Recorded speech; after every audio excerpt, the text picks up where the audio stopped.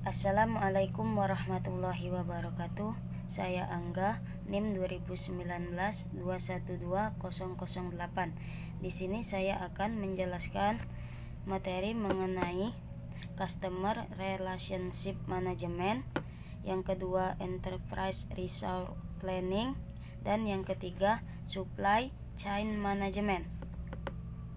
Yang pertama, Customer Relationship Management adalah strategi manajemen tentang hubungan pelanggan dengan perusahaan yang bertujuan untuk mengelola hubungan baik dengan para konsumen atau pelanggan, mengumpulkan semua data pelanggan, kemudian merekam aktivitas tenaga penjual, terutama dalam berhubungan dengan calon pelanggan atau yang sudah jadi pelanggan tetap, dengan memadukan proses antara manusia dan teknologi.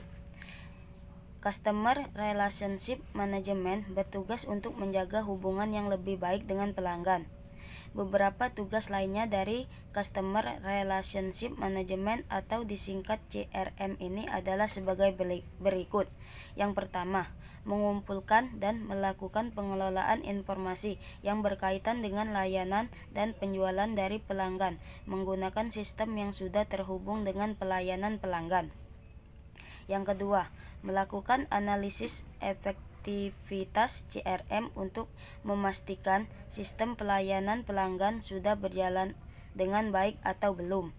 Dan yang ketiga, membangun sistem pelayanan terhadap pelanggan secara optimal dan mengidentifikasi berbagai faktor penting bagi kebutuhan pelanggan. Yang keempat, menangani berbagai saran dan keluhan pelanggan serta menyediakan dukungan penuh untuk pelanggan.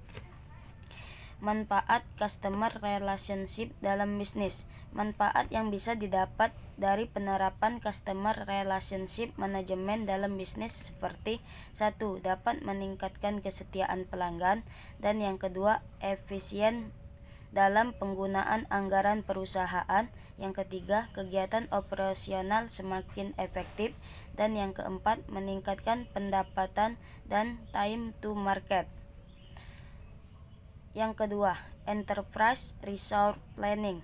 Enterprise Resource Planning atau ERP adalah sebuah sistem yang digunakan perusahaan untuk mengatur proses bisnis dalam suatu kesatuan yang terintegrasi seperti marketing, produksi, pembelian, dan accounting, dan menyimpan semua transaksi dalam suatu database yang digunakan perusahaan. Beberapa tingkatan dalam Enterprise Resource Planning. Yang pertama, Tier 1, yang kedua, Government Tier 1, dan yang ketiga, Government Level Tier 2, dan yang keempat, Software ERP Tier Level 3, dan yang kelima, ERP Software Tier 4. Manfaat Enterprise Resource Planning bagi perusahaan. 1. Untuk mengintegrasi informasi keuangan, dan yang kedua, dapat mengelola pesanan dan produksi, dan yang ketiga, dapat mengelola kebutuhan karyawan dalam berbagai unit bisnis, atau dapat mengelola HR atau untuk manajemen sumber daya manusia. Yang keempat, menjadi jembatan manajemen hubungan pelanggan. Yang kelima, meningkatkan efisien dan produktivitas secara drastik. Yang keenam, menghemat biaya yang tidak perlu. Dan yang ketujuh, meningkatkan keamanan dan aksesibilitas. Modul-modul penting dalam sistem Enterprise Resource Planning. 1. Accounting Management. Yang kedua, Inventory Management. Yang ketiga, Purchasing Management. Yang keempat, Manufacturing Management.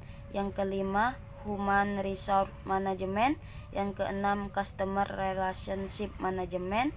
Yang ketujuh, Supply Chain Management. Yang kedelapan, Warehouse Management. Yang ke-9, Project Management, dan yang ke-10, Sales Management. Materi yang selanjutnya yaitu Supply Chain Management.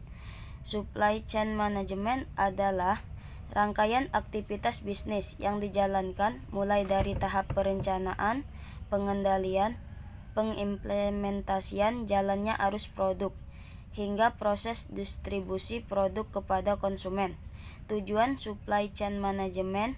Tujuan utama dari supply chain management adalah mengelola dan mengkoordinasi supply dan demand secara efektif, atau untuk menyelaraskan setiap permintaan dengan pasokan barang yang ada. Fungsi supply chain management: 1.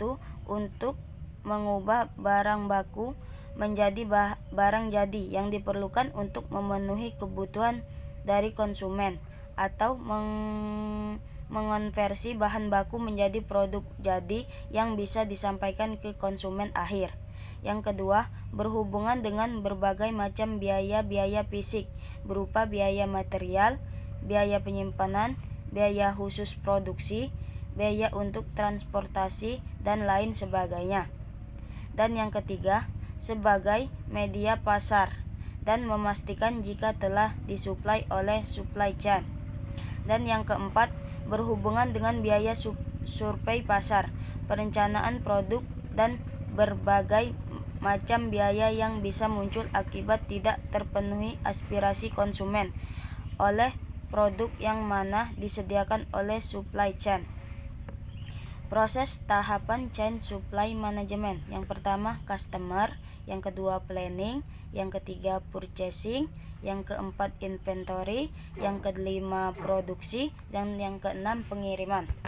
Manfaat supply chain management: 1. Menjaga hubungan bisnis antar perusahaan terkait. Dan yang kedua, menjaga kepuasan dari customer. Yang ketiga, mencapai efisiensi biaya pada seluruh tahapan. Dan yang keempat, memenangkan persaingan pasar. Itulah penjelasan dari saya. Saya akhiri. Wassalamualaikum warahmatullahi wabarakatuh.